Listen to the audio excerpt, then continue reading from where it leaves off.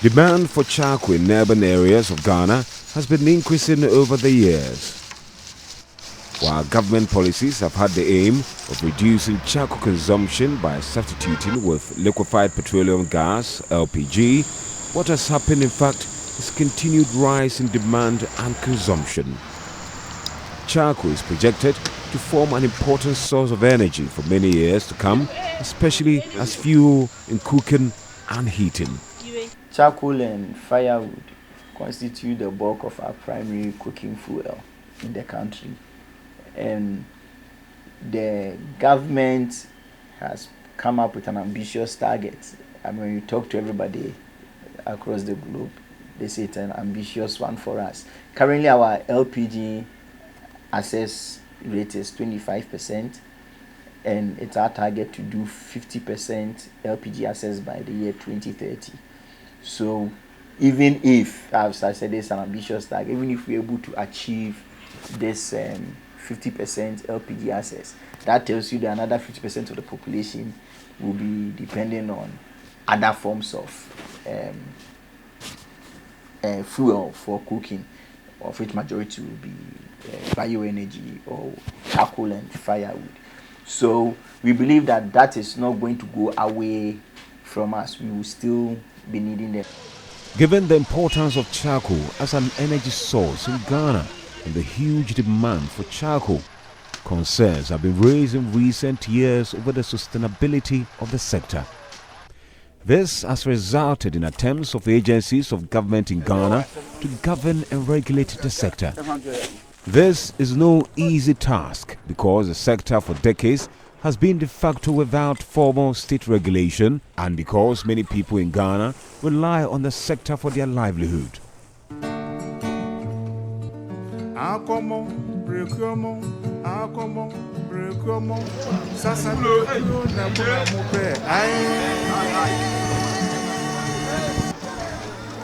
The Dromankese community in the Nkranza North District of Blue East region can be described as one of Ghana's charcoal production hubs.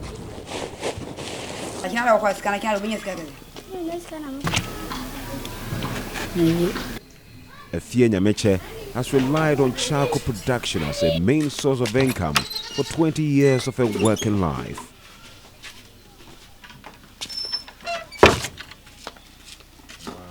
Me started in 93, and I'm sure I said to Bidie. I bet me Sabri. Bidie na Juman Abwame, Amame. My family my school. My job brought to my seat down. My trouble was so good, protoso. Charcoal production is a dominant strategy used by rural households to mitigate economic shocks. People produce charcoal to pay school fees, pay hospital bills, and attend funerals. Income from charcoal is also used to fill seasonal income shortfalls during lean agriculture seasons.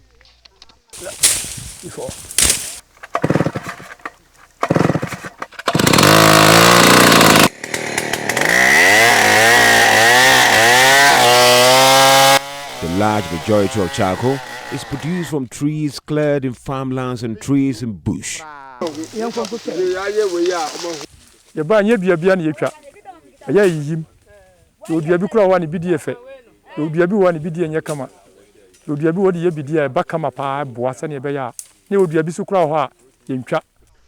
of the charcoal producers are farmers.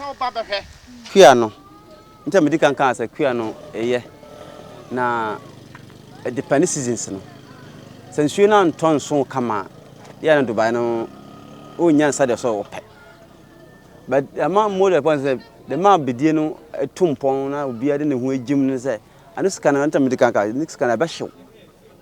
Ubitim ko Jibusian for 2,000 Ghana say fruit be hot. No, they acquire Juman.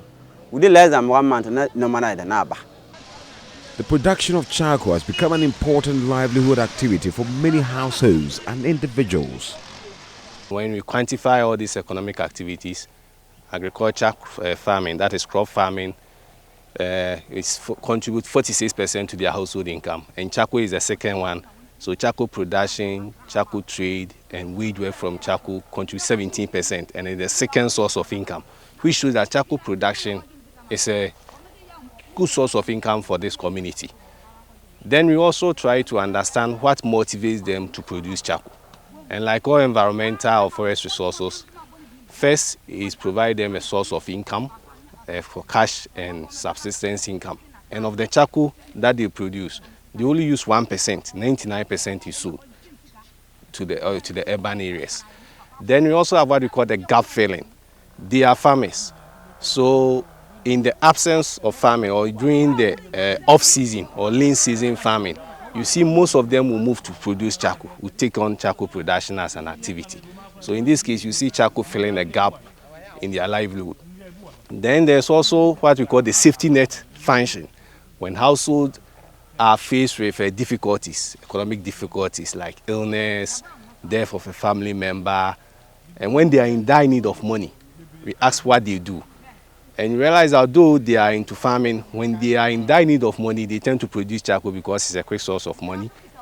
And also when you ask people why they produce charcoal, if they need to pay children's school fees, the merchants are the people who are always around. They give them loans, quick loans, and they produce charcoal to pay the loans. Most charcoal producers work through a merchant. The merchant provides a financial facility for the producer to start production. The loan enables the producer to buy food, petrol, and to hire chainsaw operators to fell trees, and labor to help stack the wood for burning. The credit is granted on the promise of the delivery by the producer to the merchant of a certain number of bags at a set price. Most merchants are women, and they may be located either on the production area or in urban areas. In the latter case, the merchant will make frequent visits to the production areas to monitor the production. 20 years na me adwuma Satan no na adwuma no ye ba Satan kwa ni duane nua wo ho pa nti na ye nya bidie no na ne bo no so e wo fam kakra ma ye na fe duru ba bi no na fe bo no ikoso enua no so ni ho no mo na ye nua no de o ma hye mfuo no a wo mo ku adwuma wa krom ha pa nti mfuo no mu nua no na bibia wo mu twa ma ye discount ma ayifo no sesara fo no a no mo twa because ye ma ye ntimi hye bidie no nti wo mu twa sikana de ma no kura no ti anye ya ba kura so no aton ama obi because ono so no ho kire no ye niam no nke ya ho kire ba binom ya adwane afiri ye nchen akọ ifi say one city take it back one city de emu ya na ye 30 pesos e na mutu mu ba 50 pesos se si ye na no mo frɛ ya mo se ye ntua one city enti ye no mo guso e kontoka denden de aye se one city ne de ano ya enti o mo nte so maye a mo nyante ase aye no mo e ko hontoka. These merchants play a very important role in the charcoal commodity chain as a link between the production side and the consumption side. There are about 66 million US dollars. That's the wealth that the charcoal industry generates on an annual basis in Ghana. Now also try to look at the profit distribution along the charcoal commodity chain. So look at the charcoal commodity chain. We have the producers, the merchants, the wholesalers, transporters, retailers, and the other actors. Then what you see is that the wholesalers and the retailers and the transporters, more or less, they reap much of the income in the charcoal market. So when we take the whole merchants and the transporters together, they reap about 80% of the profits in the entire charcoal sector. And then we also see that the producers, the income that they generate from the charcoal industry is more or less like relatively very, very low. And there are about 8% of the income in the charcoal industry also goes to the various institutions like the Forestry Commission, this assembly chiefs in the form of council tickets, charcoal conveyance certificates, and fees that the chiefs are also taking from the various actors in the industry. So basically that's what we saw. Then we're also trying to understand how come some of the actors were getting more income than the others. Then what we discovered was that often the producers, they tend to get low income because when they produce the charcoal, they don't go to the cities to sell the charcoal. And the charcoal prices in the cities are also very high.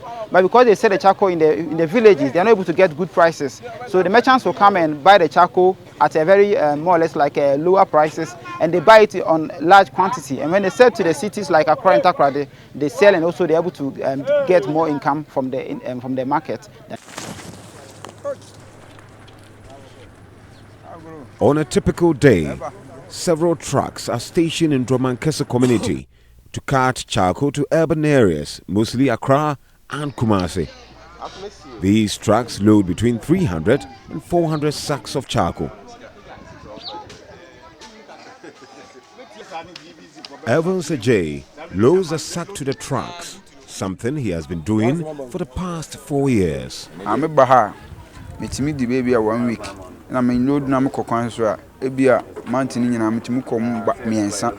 To me and son, be a one sky mania dear. Me cover be a 1.5. 1.5 and 1 I'm to me home 2 years me down near money.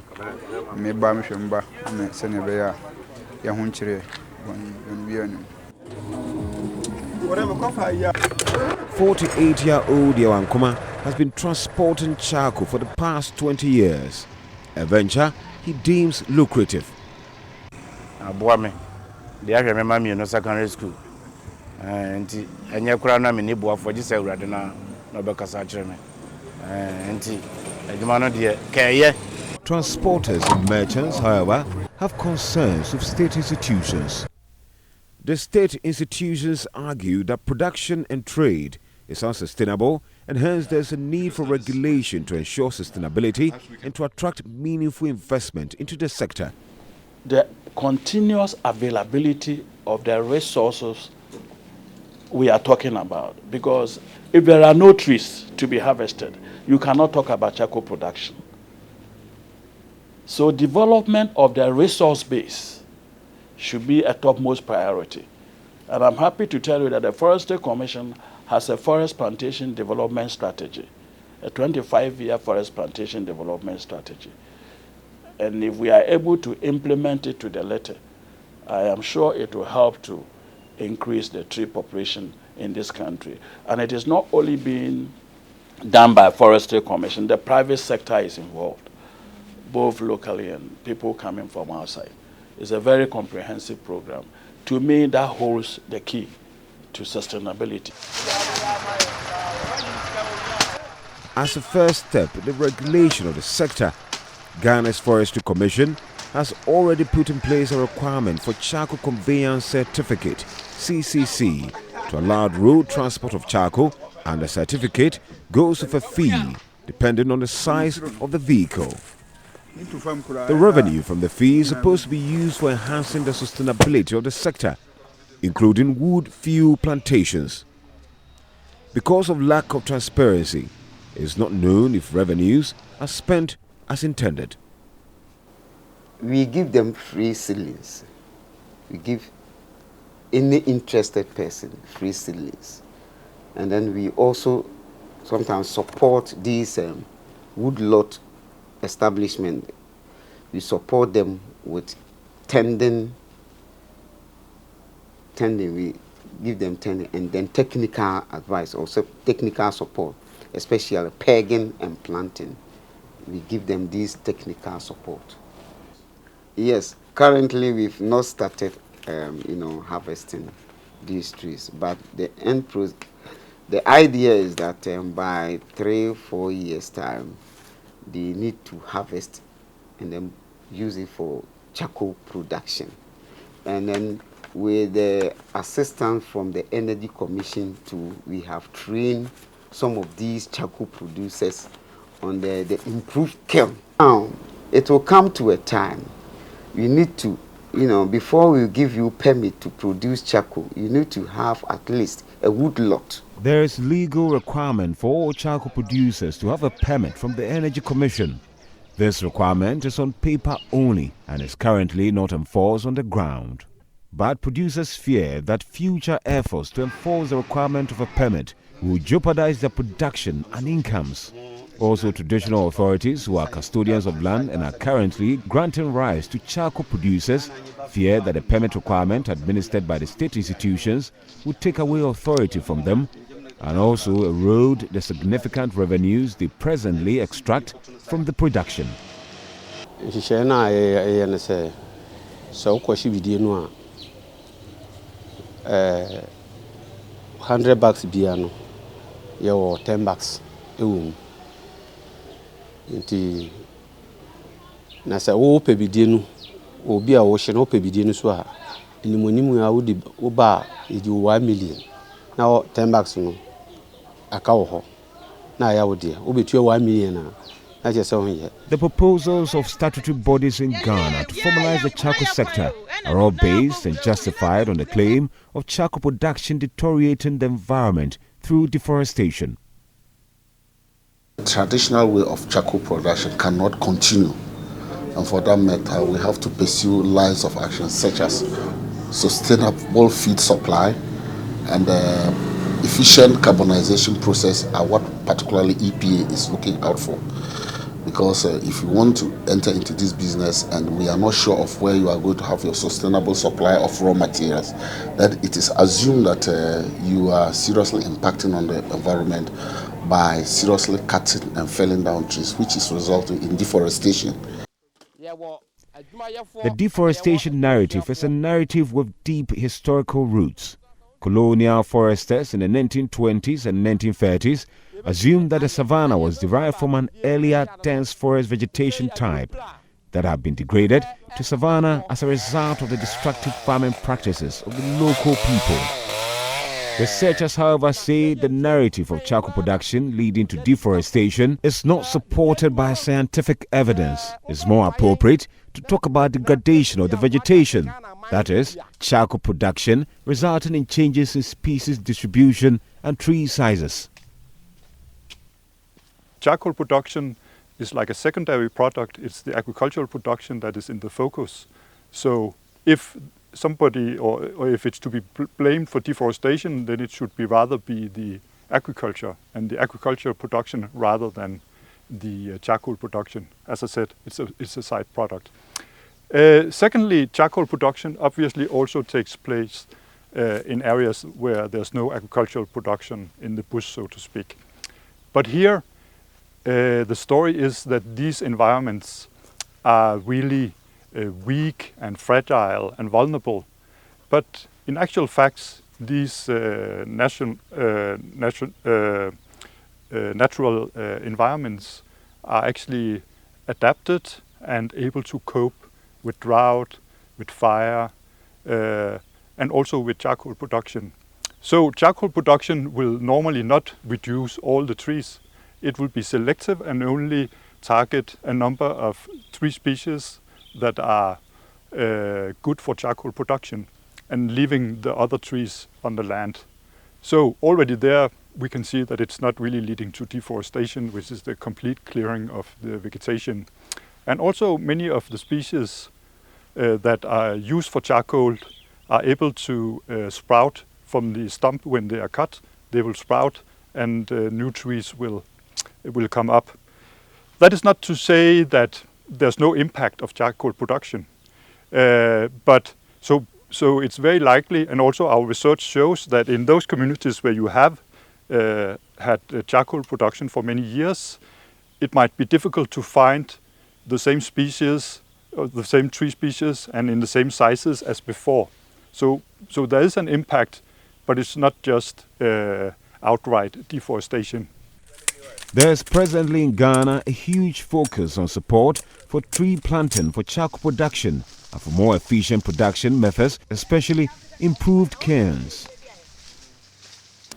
I think it should begin from the continuous availability of the resources we are talking about. Because if there are no trees to be harvested, you cannot talk about charcoal production.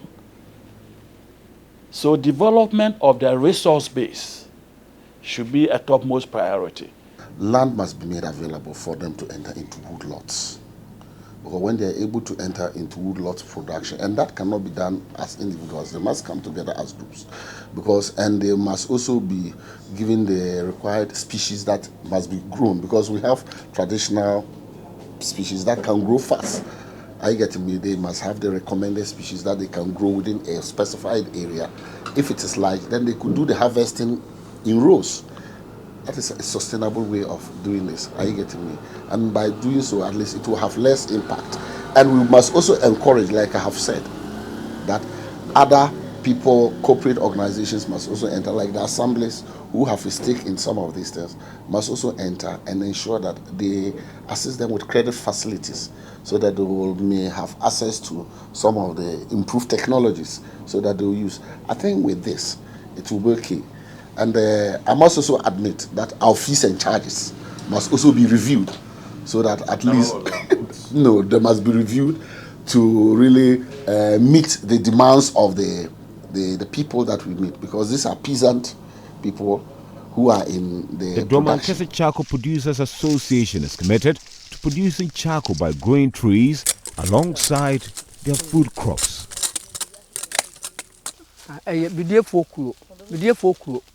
Na ndrana droma hedi mayen eka waha yedi dua enua ene cashew se ne beya ko man no ina benya mfaso afiri so ibota e pa ne se ye dua nnua abo wiamu nsakra ho ban eno nti se the climate change santi na man ye gina so nti ekuwe bi na de bre yen se o mba kire yen se yen hwe ne mo wiase wiamu nsakra ho ban DGM so that ya yedi ya tubu ho anamo a yedu akwa no nka o ma hye hu ma na yentimi nnua ne kese se de be ya ye betuma nya nnua no a eben kuro no ama ayi ne kakra nkwanse ne nurse kakra na ye betumi anya bi ase. Other young people are also accessing support from the Forestry Commission to venture into tree plantation.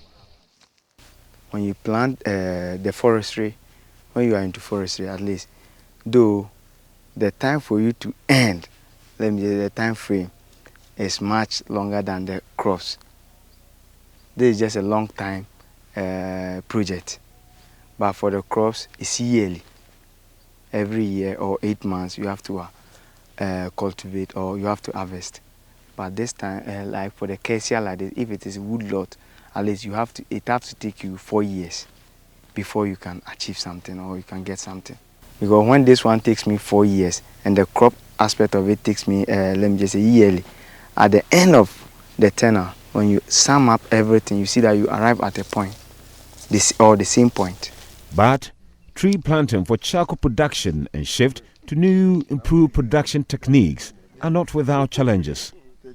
Resource-poor farmers may often lack the knowledge, land and financial resources to invest in wood loss or improve technologies. Support programs by government agencies or other actors need to take seriously into account the constraints faced by the producers of charcoal. This includes issues of land and tree tenure, so that producers do not end up losing access to their lands and to the trees that they have planted.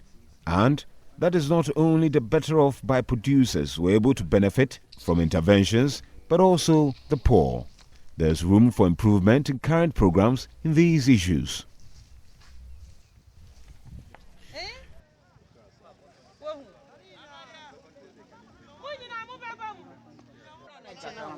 Currently, efforts spearheaded by the Energy Commission, the Forestry Commission and the Environmental Protection Agency all propose with the claim of making the sector more sustainable.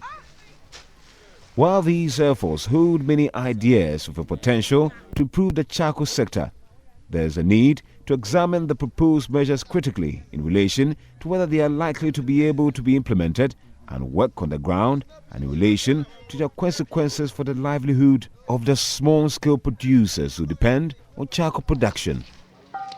Whether it's for good or for bad, people don't like change. So there will definitely be some resistance during the process. But I believe that if we undertake a very good public education and sensitization of all the players in the industry, they would understand the issues available and then work closely with us. But as a step towards sustainability, these charcoal producers are being encouraged to improve their production and marketing processes to rake in more revenue from their operations. we do not think that all of what is currently on the drawing board is feasible or implementable. Some elements of the proposed formalization of the charcoal sector in Ghana does not recognize the complex biological, social, and economic context in which charcoal production and trade take place. It appears wisely to implement the plans in a step-by-step manner and at each stage build on the experiences generated from the implementation to this point. There is no easy and quick fix to govern and make changes to a sector that has largely been unregulated for decades. If proper thoughts and consideration are not taken, the proposed plans run the risk of collapse, and even worse, run the risk of compromising the livelihoods of the people who rely on charcoal production and trade. Above all, there is a need for better coordination between agencies with mandates in the sector. Above all, the Energy Commission, the Forestry Commission, and the Environmental Protection Agency.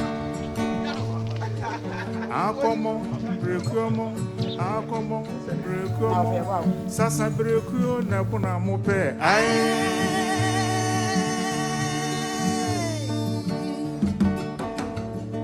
Akomo brekuo sasa brekuo na kuna mupe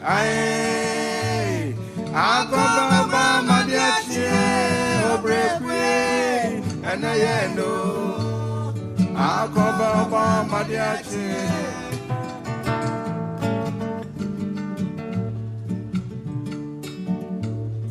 Akomo brekuo akokomo brekuo sasa brekuo na buna mope